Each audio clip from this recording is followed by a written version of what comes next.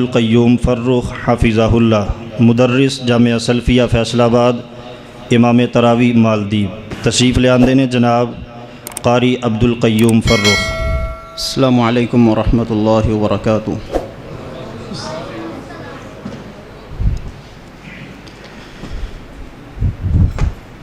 اعوذ باللہ من الشیطان الرجیم،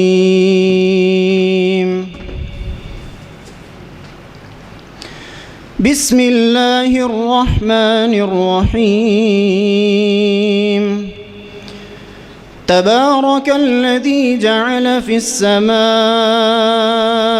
بروجا وجعل فیہا سراجا وقمرا منیرا، وهو الذي جعل الليل والنهار خلفة لمن أراد أن يذكر أو أراد شكورا، وعباد الرحمن الذين يمشون على الأرض هونا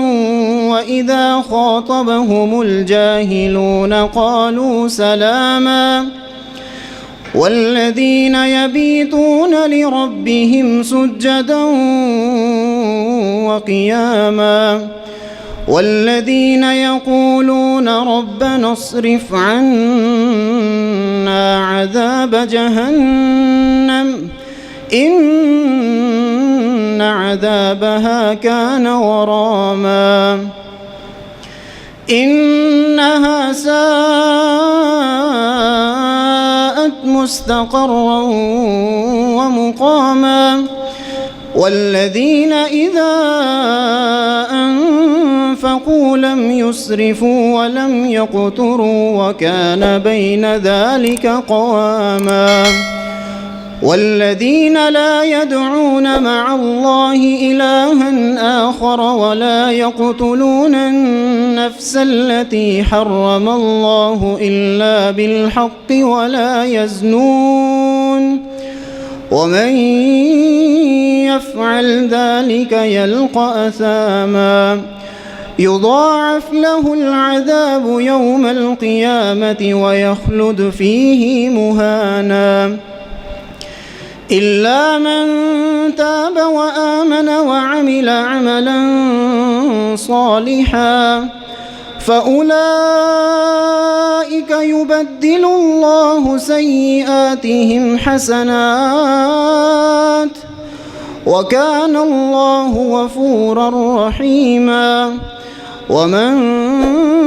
تاب وعمل صالحا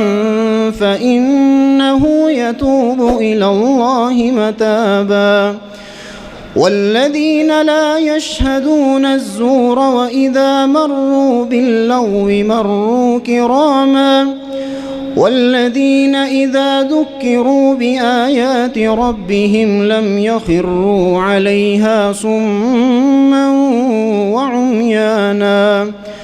والذين يقولون ربنا هب لنا من أزواجنا وذرياتنا قرة أعين واجعلنا للمتقين إماما، أولئك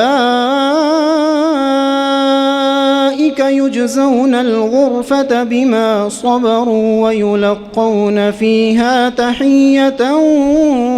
وسلاما، قل ما يعبأ بكم ربي لولا دعاؤكم فقد كذبتم فسوف يكون لزاما، صدق الله العظيم۔